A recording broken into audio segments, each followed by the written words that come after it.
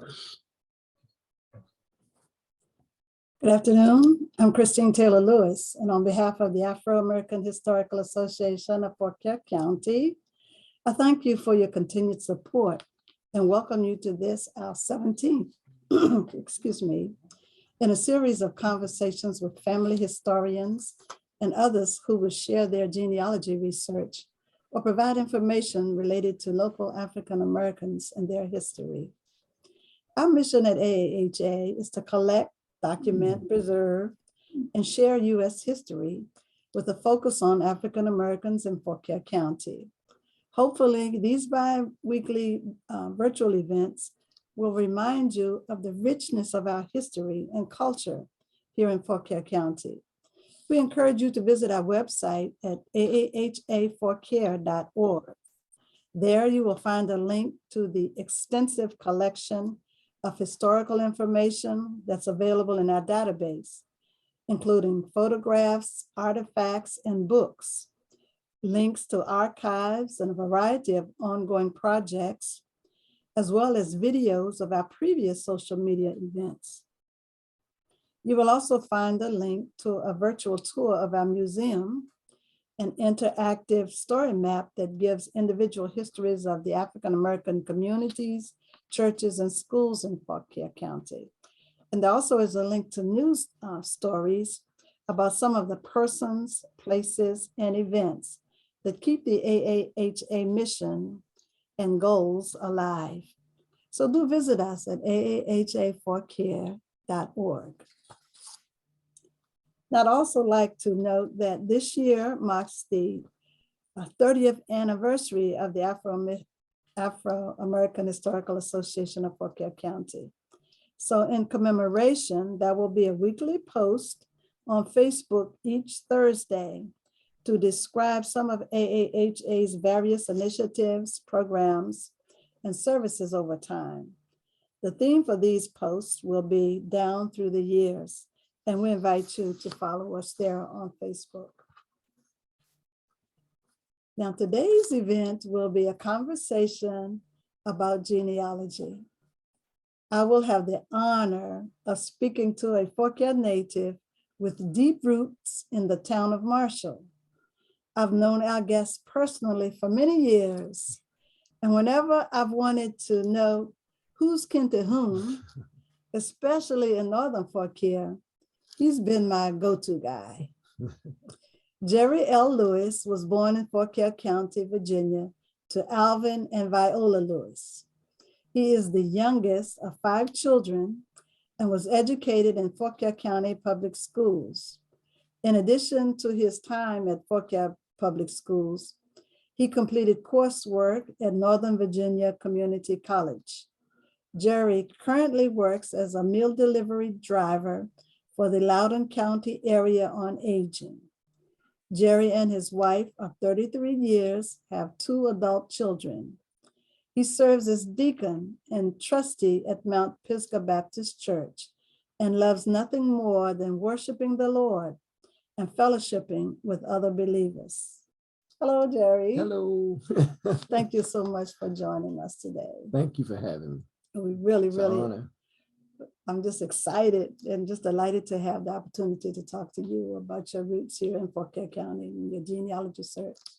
And I want to apologize at this time for the error in the title of our conversation that went out with the flyer. For your maternal family line is of the Williams family and not the Grigsby. So right. Thank you for accepting this apology. No problem. No problem. Okay. So let's begin our discussion by asking a few questions about genealogy. Okay. And your research in genealogy. And then from there, we'll go to your family lines, the Lewises and the Williams. Okay. Okay. All righty. So tell us about what it was that actually sparked your interest in doing your own genealogy research. Well, it's funny because me being the youngest of 5 children, it was a thing where my parents were quite a bit older when they had me. So growing up, we visit many families, and then growing up visiting families, you sit there, and as you sit there, and folks would talk about family and who was related to who, and I listened. Okay. So, and as I got older, that information that was poured in verbally, it sparked interest to find out more about the family being so big on both sides. So I wanted to know how people connected. And even now, when I talk with people, my wife always says, the first time, well, who are you related to? Who are you kin to? Everybody. Yeah, exactly. So, I just connected that way, just first of all, being introduced just by conversation, listening to the older folk, as you would say, talk, conversate. Yeah. So then you just developed the interest in wanting to find out. Yeah, where your roots were. A lot of my first cousins were quite older than me. So growing up, most of my cousins that we played and went stuff were my second cousins. So the interest later on to find out more about my first cousins and their parents, and how did they come about being the youngest grandchild of James and Edith on the Lewis side, per se. Some of my first cousins, if they were living now, I'm 57. The oldest one, I believe, is Robert Anderson. He would probably be 96 years old, but he was my first cousin. So that was quite a bit of gap. Yeah, that was. So so trying to find out about them, at a young age, I didn't think much about it, but as I got older, I wanted to find out more about them and who they were, and how the gap got to be so large. It's fascinating. So how far back in years have you been able to trace your ancestry? Well, on the different sides, on my mom's side, quite a bit. My dad's side, probably to my great grandfather. Okay. But like I said, some stopped at grandfather on one side of my mom's side of the family. So yeah. So doing your genealogy and family line searches, what resources did you use? Well, actually, we use some resources from here, AAHA, good, which was very helpful here. They were very helpful. We used some resources from the county records, marriage certificates from the county, and also ancestry.com has been helpful. So all of those to help build the journey. That's right. And word of mouth, of course. Right. The family history being passed down to that's quite resourceful. So which one did you find most helpful? What's it done? Well, I think all of them were helpful in different ways. Okay. And I think all together, it helped build a story. Yes. I think so all of them were very helpful in different ways. Good. Got different bits of information. Exactly. From various places, including here in courts. And word of mouth from family, word of mouth was important. And it's funny because people said, always tell me, well, how do you remember all this stuff? I know. I don't know. It's just, when folks implant things in you, as a kid, I guess you take in more than what you think you take it in. And as you get older, it kind of comes back. It does. Where did you find many surprises? Oh, yeah. Really? A lot of surprises. We usually do. Yeah, a lot of surprises. So what advice, if any, would you give to somebody who would be doing their genealogy for the first time?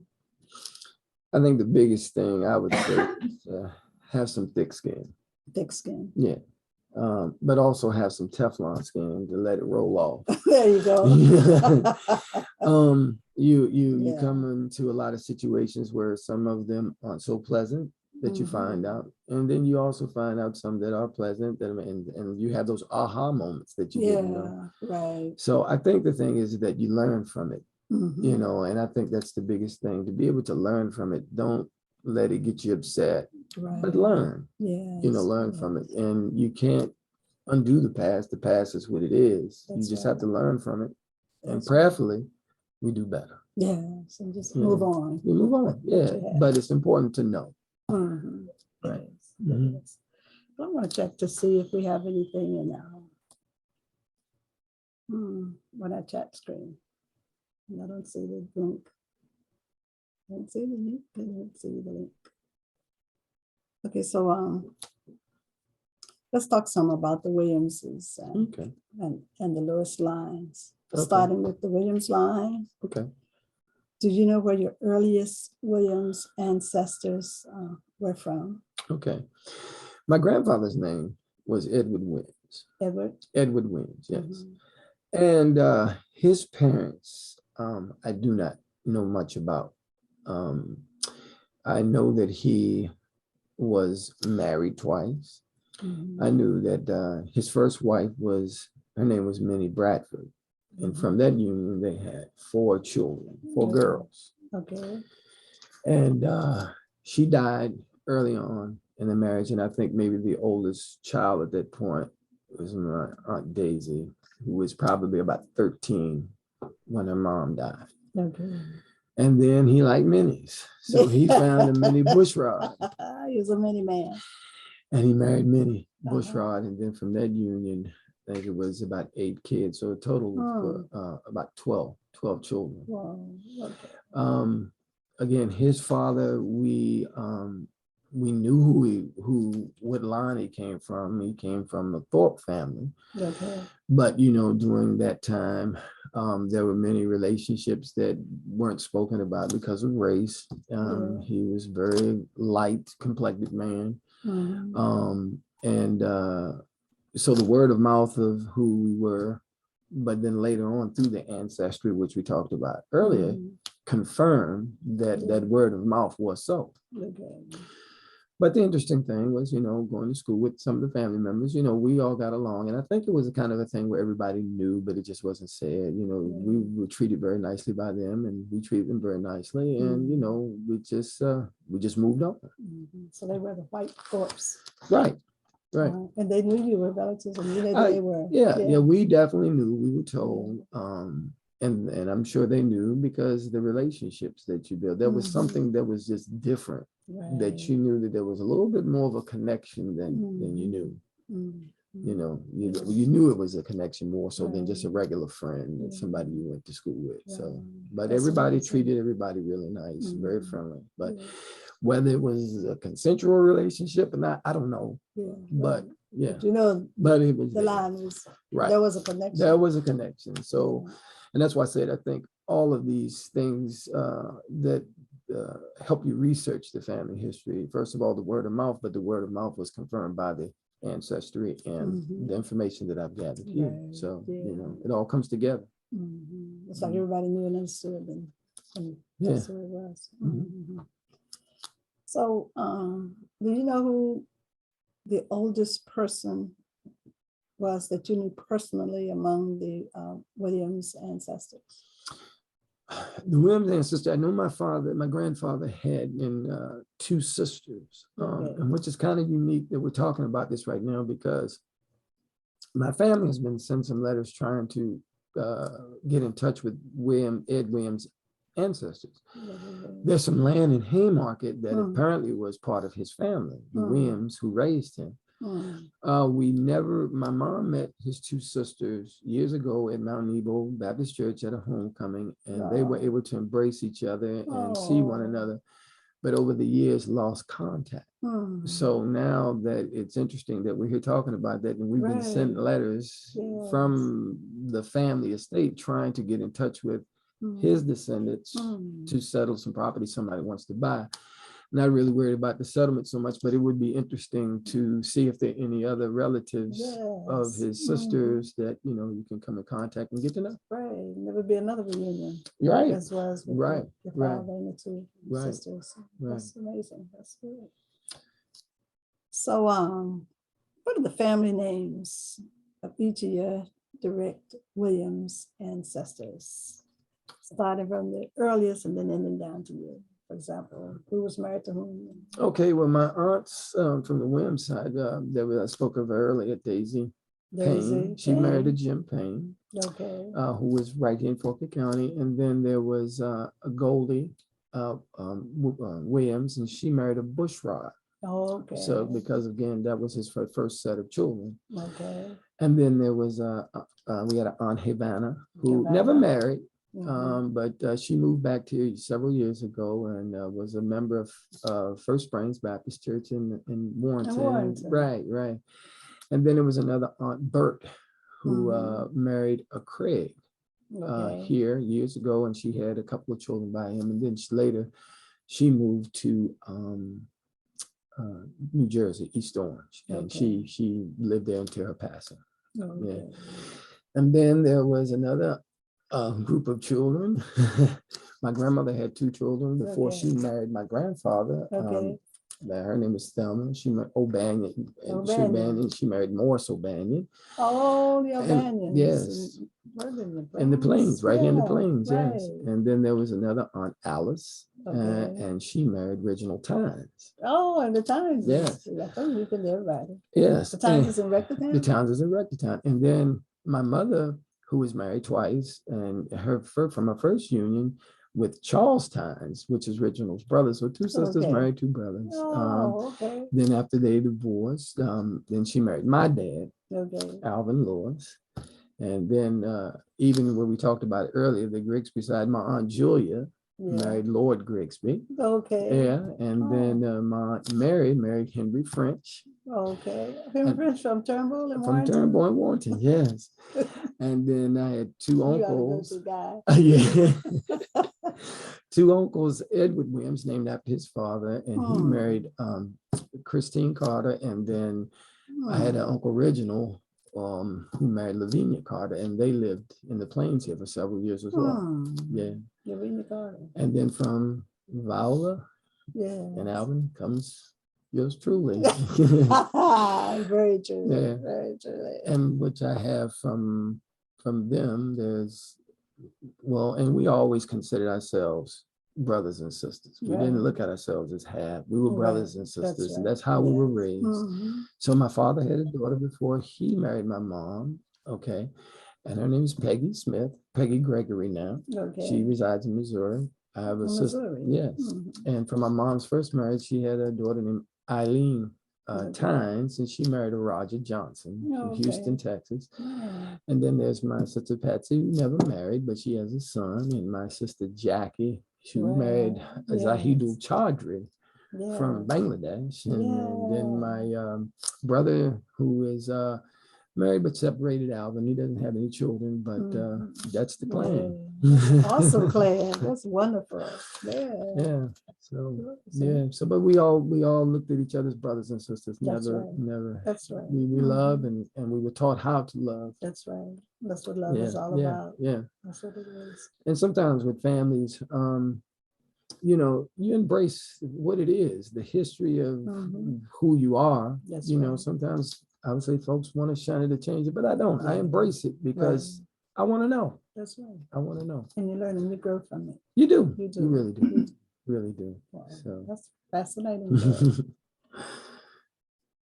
So in Fauquier County, up until the civil rights movement, most African Americans for generations and generations lived in the same communities. Right. So which communities did the Williamses live in? Well, the Williams, my grandfather used to work on a farm right outside of the Plains, and it was called Belleville Farm. And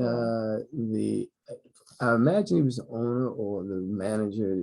My mom used to call it Paul Payne's. But it was like a row of like really small little homes, and they're still there.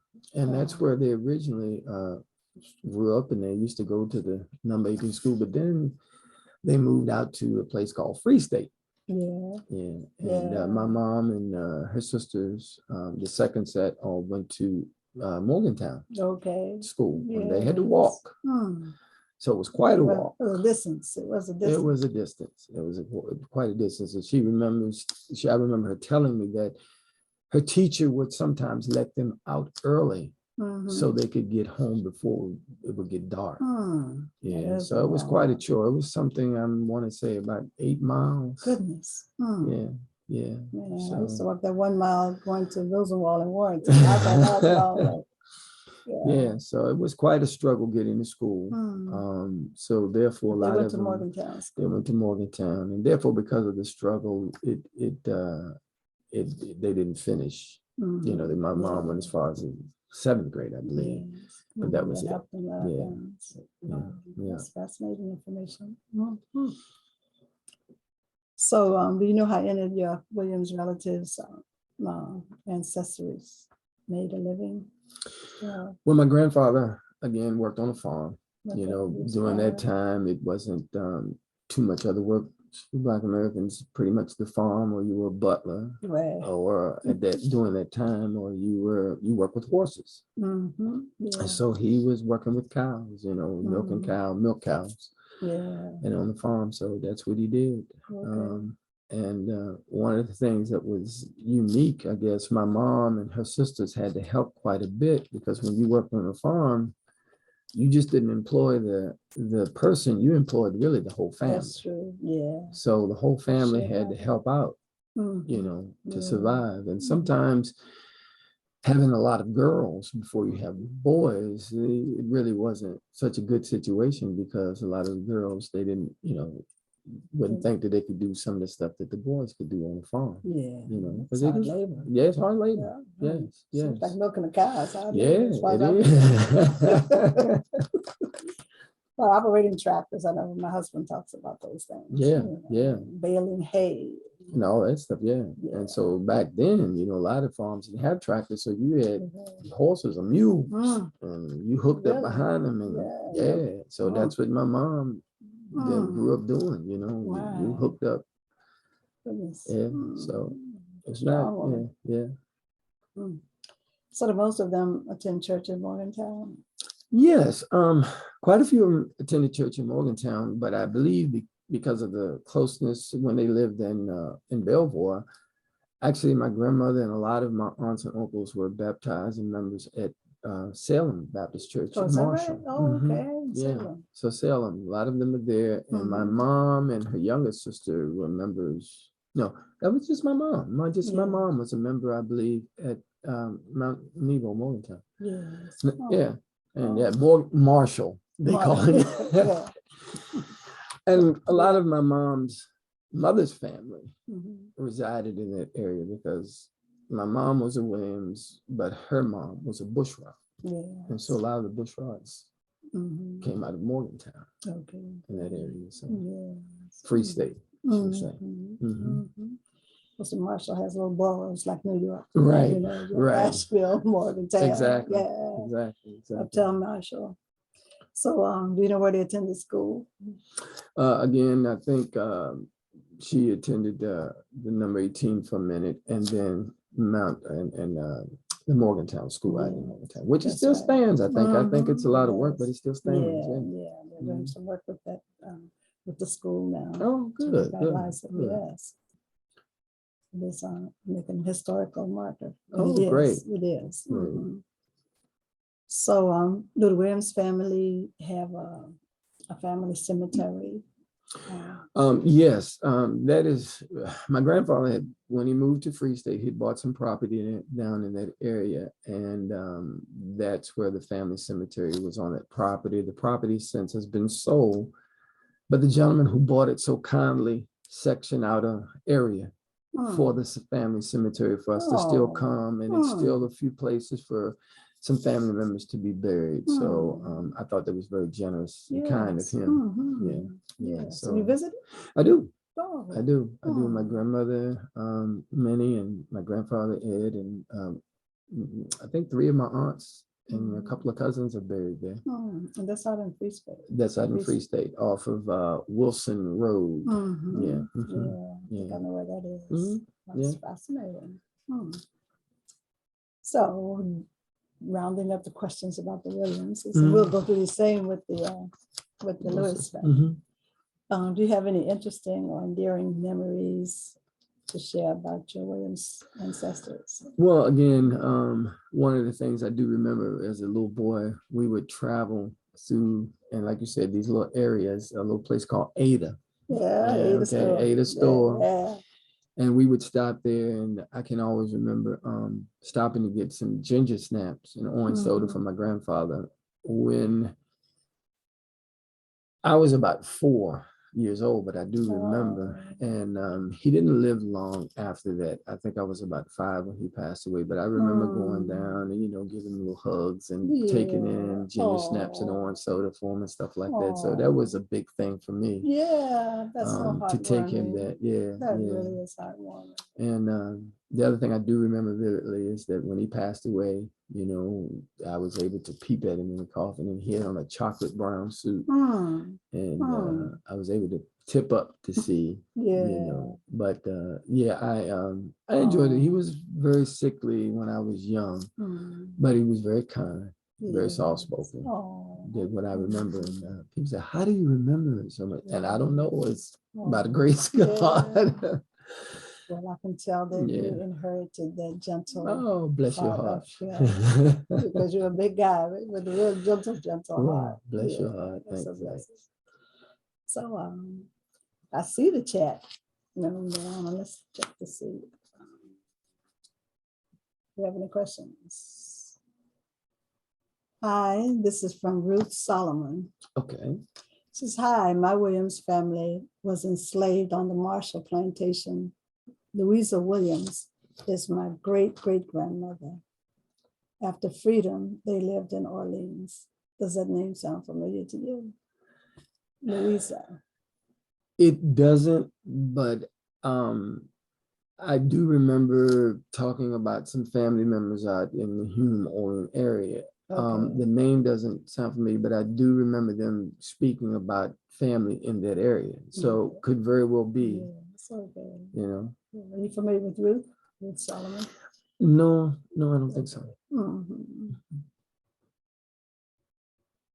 Louisa. And then there's a note from Karen White that says, thank you, Jerry, for sharing. So do you have any photographs? We're looking for photographs of the students who attended the Morgantown school. So if you have photographs of your ancestors that attended the school, then. Okay, I will check. I have a lot of pictures. Yeah. A lot of pictures, but definitely check and find out. Yes, definitely will. Very good, very good. So now we'll move to the Lewises. All right. You doing okay? Yeah, doing good. Good. It's such a joy to have you here. Yeah, I'm glad to be here. It's an honor really to be here because when you talk to me about it, I was like, huh, me? Yeah. But it is. It's an honor. So that's because you're the go-to guy. Yeah, that's and especially the older generation, like you said, you were very young, and some of your cousins were very like generations older. Well, exactly. And a lot of my first cousins have gone. So I guess that was the reason why the Lord had me be the last one to come along and pick up my ears so I could hear. So he's given us all a gift and a purpose. Yeah, that's right. That's right. Feeling that sometimes we say, well, I don't know, how is this person good today? Well, call Jerry. He called you and you ready right now. And that's a blessing. So that's why I said, and that's why I thought of you. Thank you for coming. But moving to the Lewises, which make us kin by marriage. That's right. That's right. So now, how are you related to Phil, my husband? All right. We'll start with that, and then we'll go with the questions if you don't mind. No, not a problem. Not a problem. Your husband's great grandfather. His great grandfather. Well, let me see. No, his grandfather. Excuse me, Edgar Lewis was Edgar Lewis. Edgar Lewis and my great grandmother Flora Lewis were brothers and sisters. Oh, okay. Wow. Right. So Edgar and Flora. Yeah. Okay. Yeah. So do you know where the earliest Lewis ancestors are found? Okay, now the earliest Lewis that I come up with, his name was Presley Lewis. Presley sounds familiar. Presley Lewis, and he was actually from Madison, Virginia. Okay. He came out of Madison, Virginia. And Jean Davis, bless her heart, when she was working with the census in Fauquier, she sent me some information that if I might read it. Please, okay. Please, yeah. It says, hi, Jerry, it's good talking to you Tuesday night. I'm looking through some papers I found, I had written down from the marriage register from the Fauquier County, 1854 to 1880 census. and it states that Presley Lewis, single, born in Madison County, lived in Fauquier County as a laborer. His father name, so this goes back further than Presley, is John Vina, and mother Elizabeth Lewis. Presley Lewis married October 31st, 1868 to Martha Adams, who was 21, born in Fauquier County, married by Kenlock Nelson. It says Daniel Grigsby made oath that the bride was 21. She says, I saw in the 1870 census where they were living, as you were talking earlier, how families live together. They were living in the same house with the Mariah Bayless, age 55, Sarah Sanford, age 25, William Sanford, age 6, and Edward Sanford, age 4. They were listed as Presley Lewis, 22, and Martha Lewis, 22. Presley and Martha had Flora Lewis, age 3 at this time, which was my great-grandmother, and Richard Lewis, age 3 months. And she says, I talked with Bessie Roberts, who was a cousin who had passed away. And she told me that Presley had also, and Martha also had Edgar, Emma, Sadie, and Theodore. And so that information we pull from the census, so the marriage register. So that was interesting. So the Lewises lived with the Sanfords. Right. Okay. And they lived in Asheville on Delaplane back there. And which was interesting, they got married on October 31st, 1868. October 31st.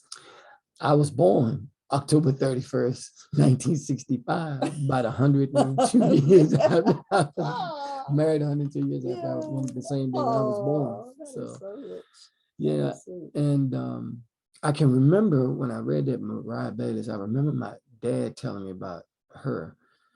And the story of This Is the Right Lady was that she broke horses.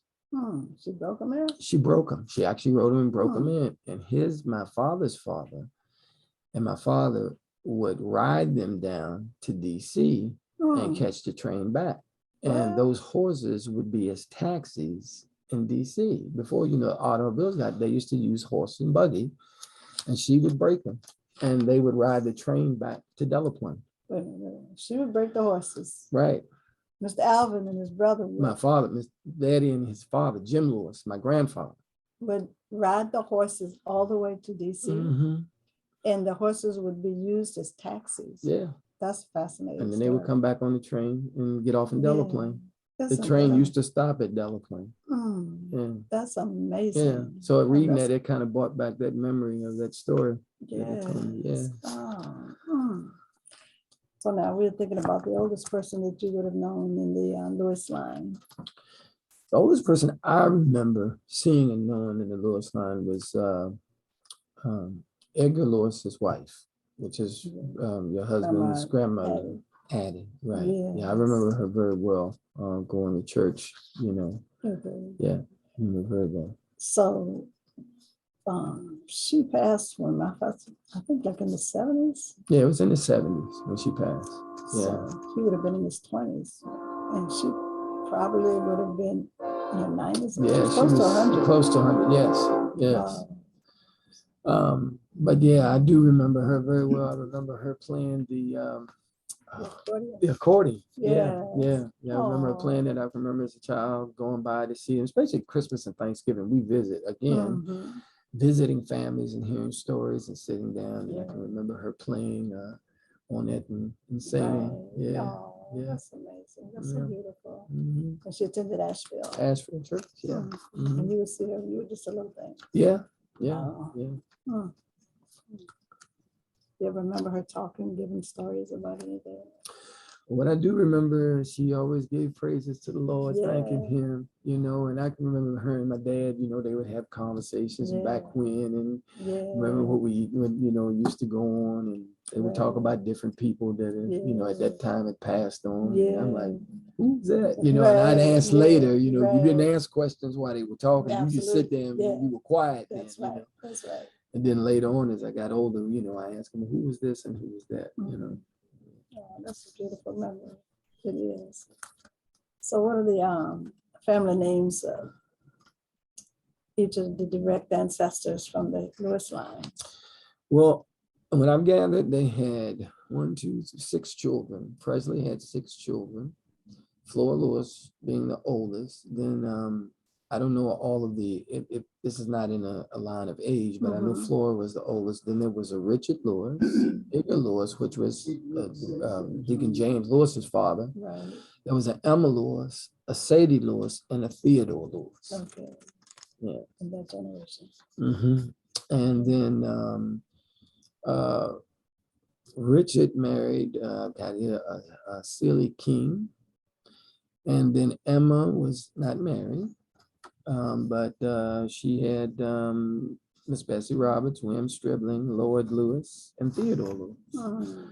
And of course, my grandmother was not married, but she had 3 children, which was my grandfather, Jim Lewis, and my uncle, which was named my great uncle, which would be Will Lewis. And she had a daughter, Louise Lewis. Now, Louise died when she was very young. She was about 18 or 19 and she passed away. Yeah. So then from Flora comes Jim, which was my grandfather. Okay. Yeah. And that's who Mr. Alvin came. Right. So Jim have children? Jim had quite a few children. He had 16 children that I know. And then out of the 16, all 15 was with his wife, and one was before he got married, was James Ross from Philadelphia. Okay.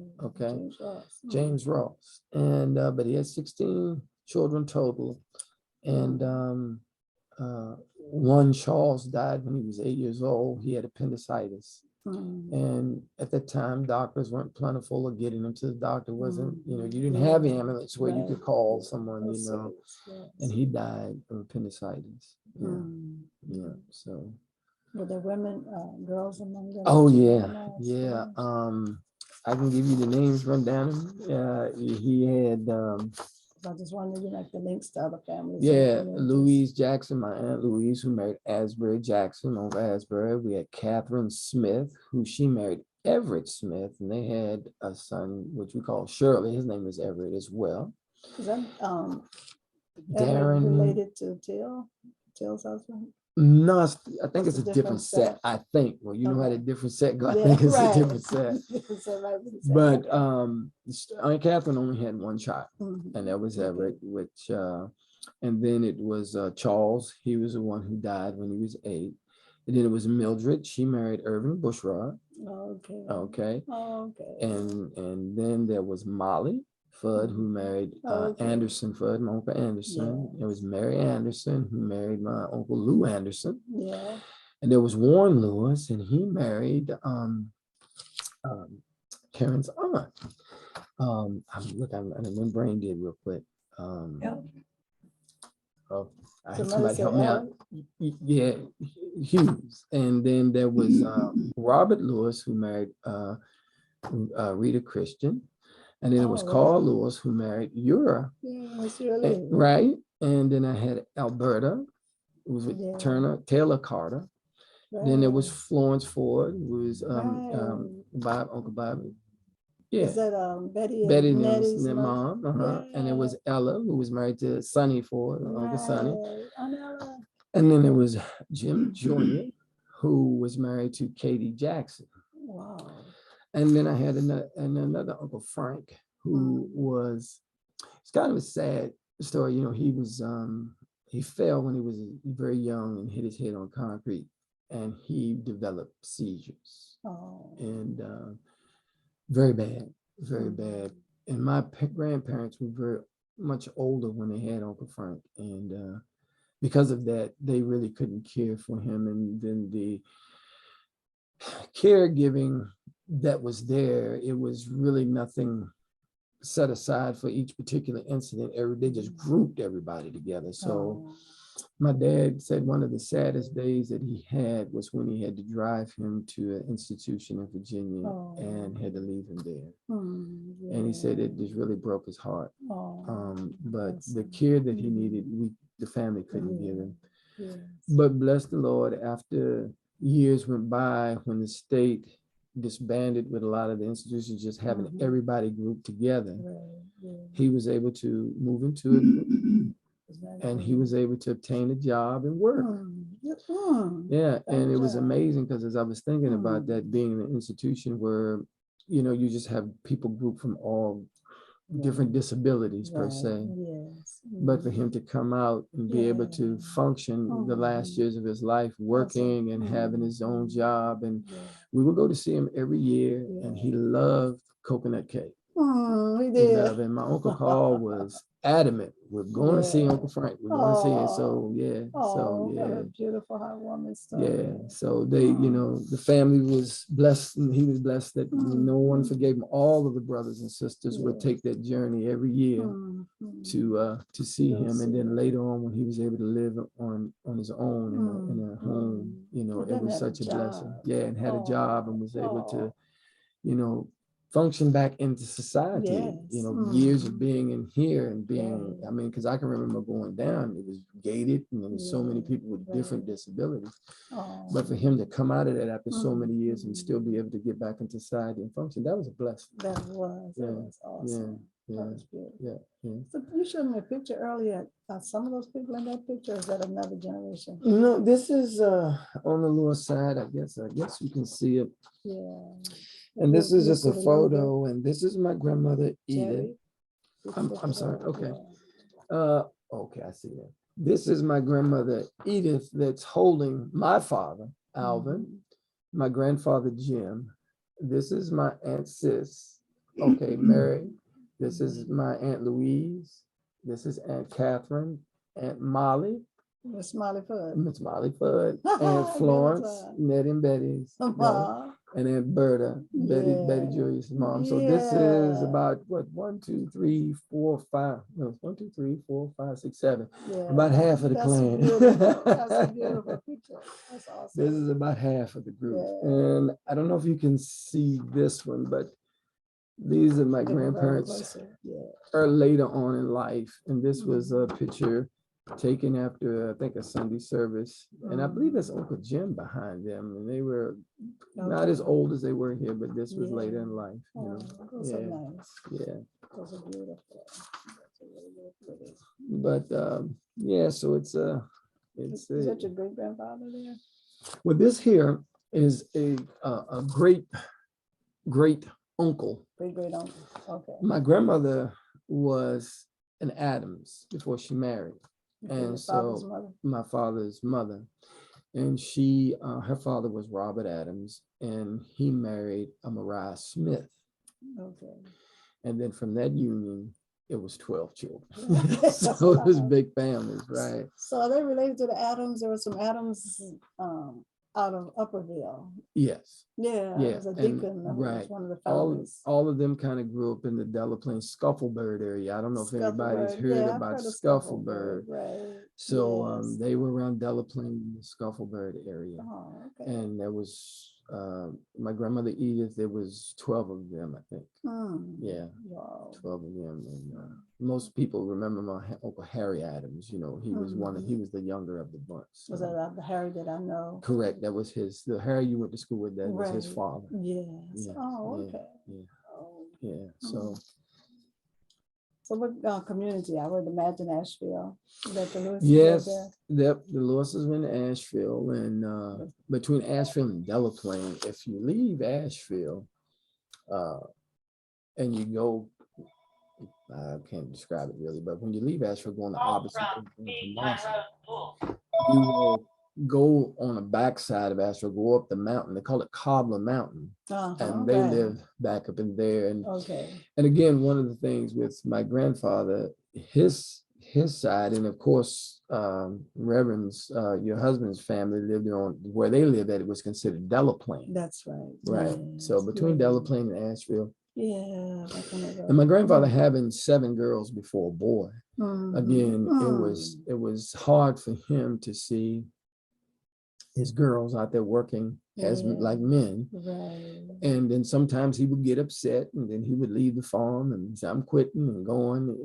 And it was a struggle for them with so many kids. It was very, and during this time too, I can remember my dad talking about before Social Security and all this stuff come in to help people, they had something called relief. Yeah.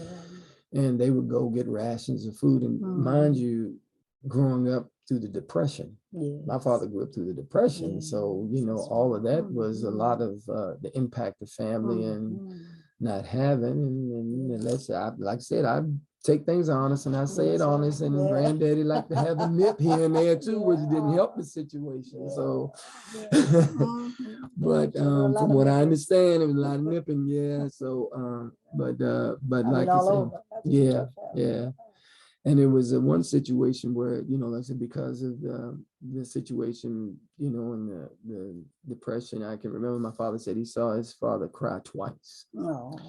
And he said, I can remember him, my grandmother was fussing, Tim, why in the world you bring me to this house? I mean, he took me to it, and it was way back in the woods of Asheville.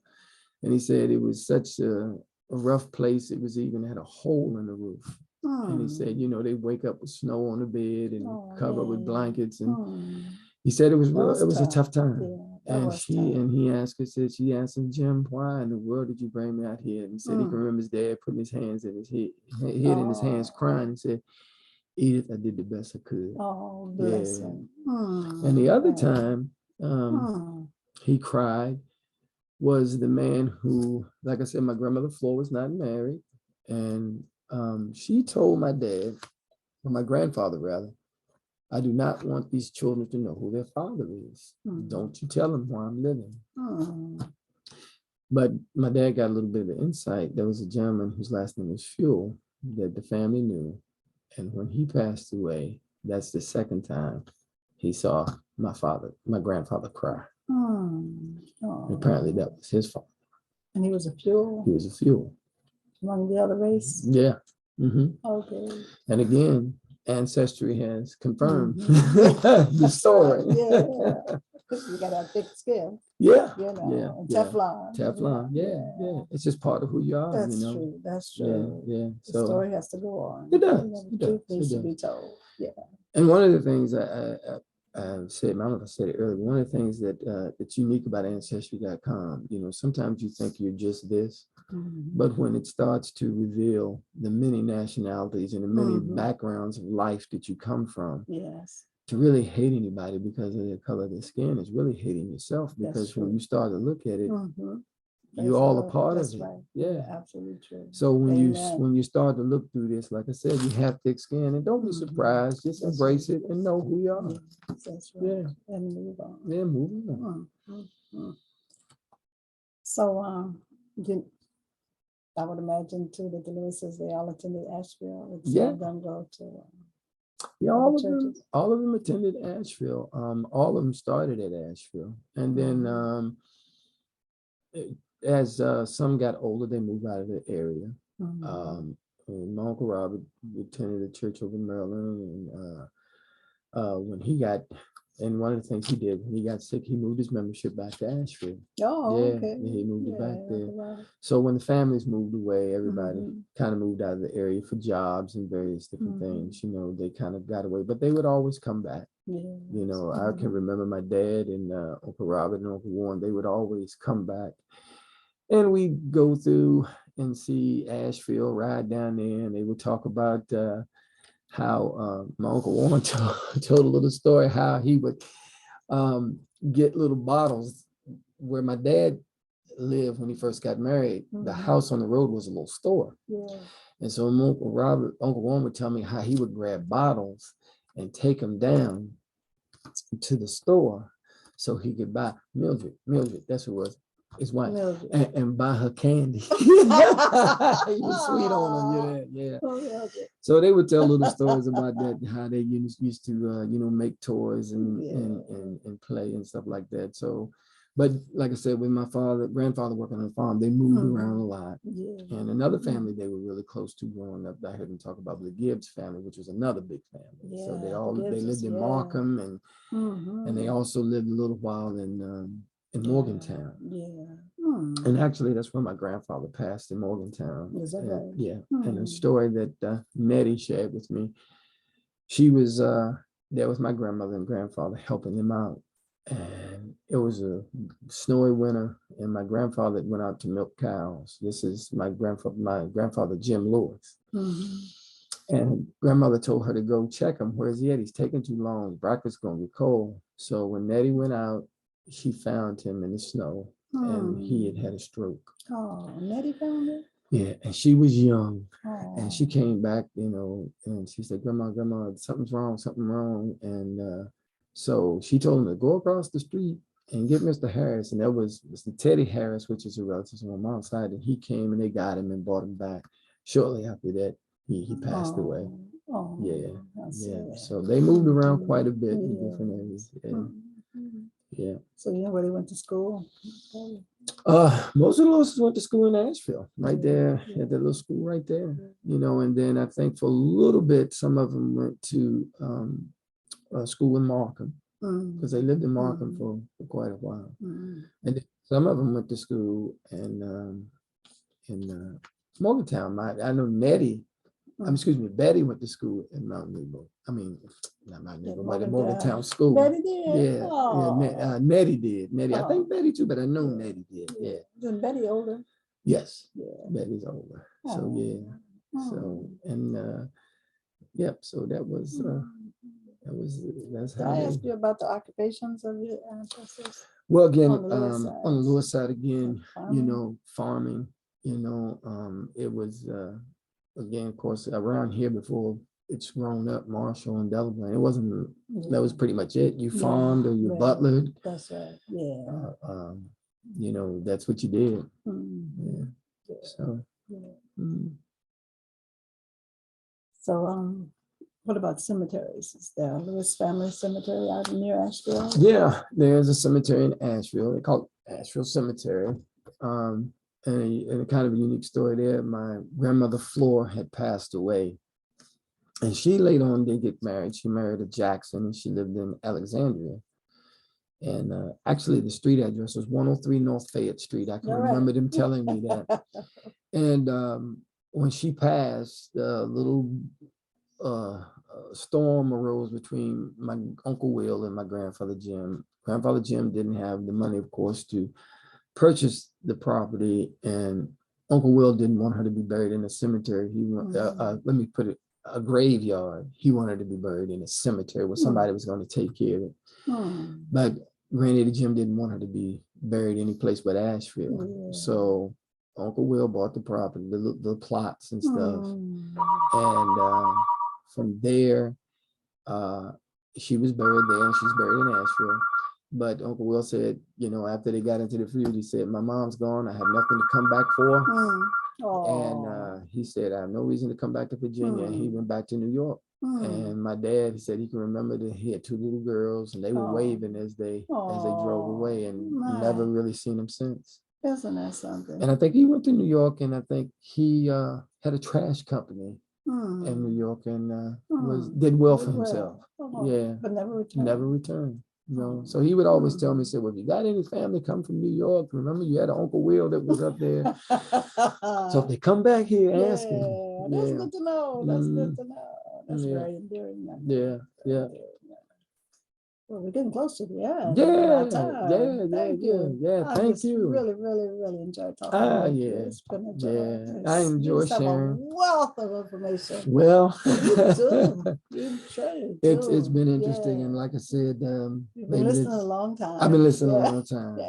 And like I said, with the family's big. Like I said, again, I don't know if I said my mother's maiden name. I said my mother's name on my dad's side, but she was a bushrod, Minnie Bushrod, and there was like 7 of them, and the bushrod history goes way back, and that information goes all the way back to Dorset, England, and her ancestors were, I'll say this real quick and get it. That's okay. We have a little time. But then her ancestors came out of a place called Westmoreland County, and Virginia. And the gentleman who bought, Colonel John Bushrod, who bought Bushville Plantation, had 2 daughters, Elizabeth and Hannah. And Hannah married John Augustine Washington, President Washington's brother. And from that union, they had one daughter, Jane, and Jane married her cousin, Will Augustine Washington.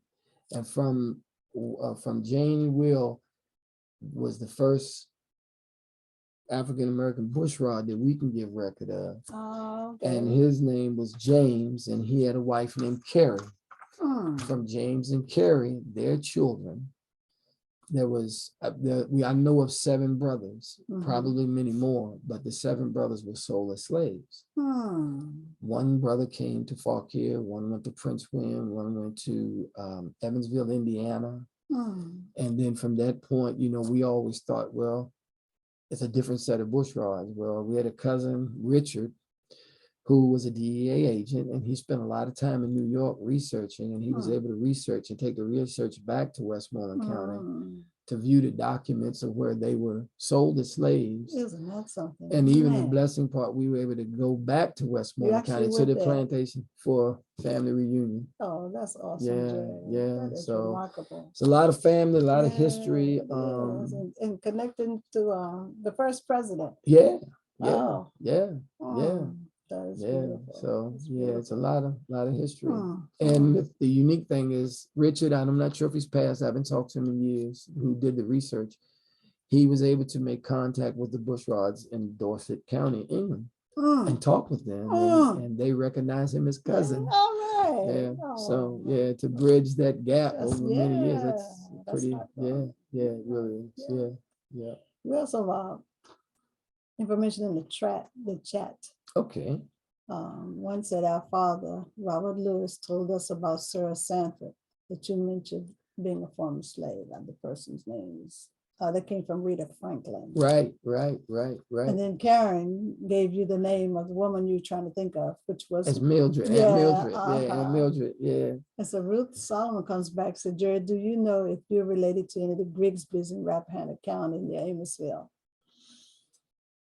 Again, I could be, I don't know.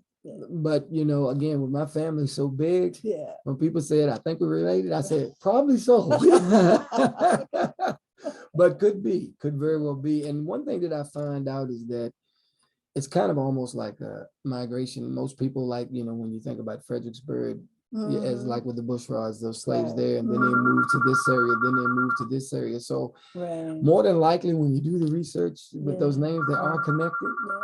But putting those pieces of the puzzle together sometimes can be a lot of work. But they do come together. Yeah. Because I'll say this real quick and then we go.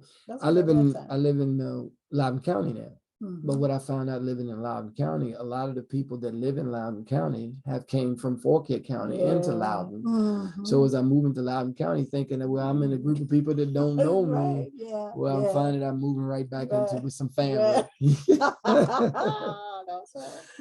Yeah. So Angela Davidson says, thank you, Jerry. This is really fantastic. I'm so honored to be here. Thank you so much for having me. Just to be able to share what I've been shared with, which has been shared with me. I'm grateful. We have this recorded for others, who come along and want to know the story. Okay. So we can always go back to it.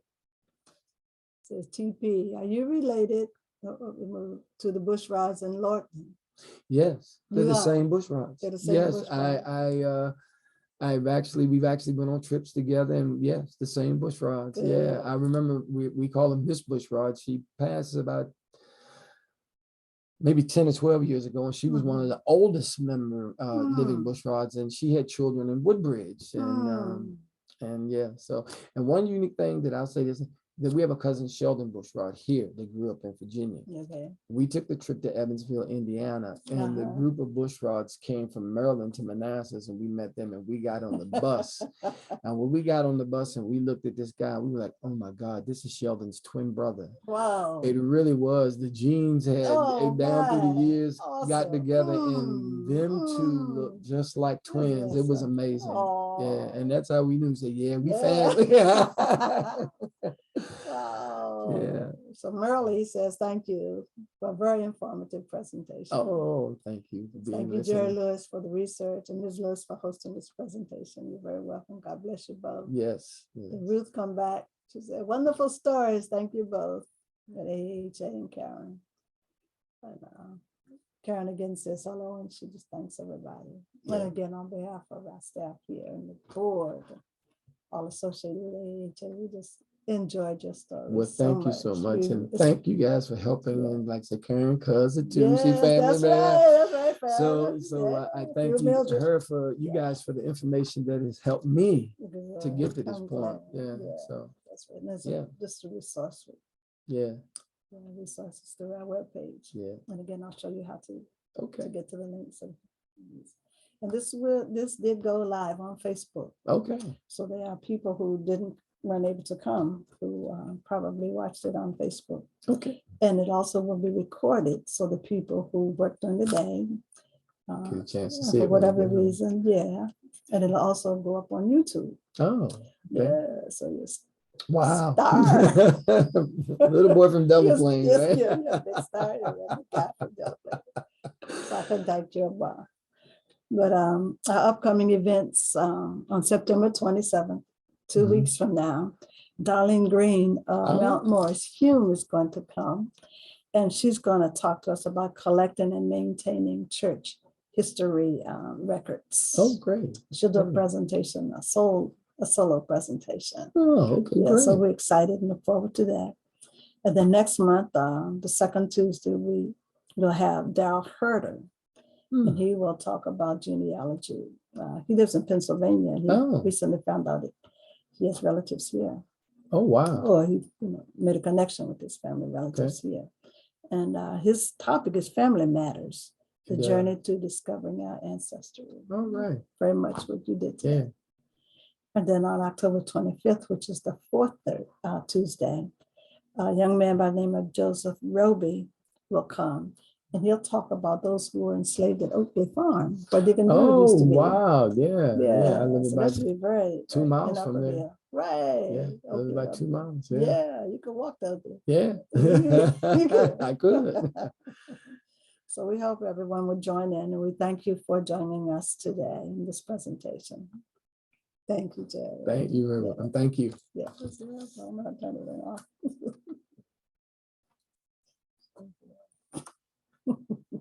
That ought to do it. Yes, sir. Check with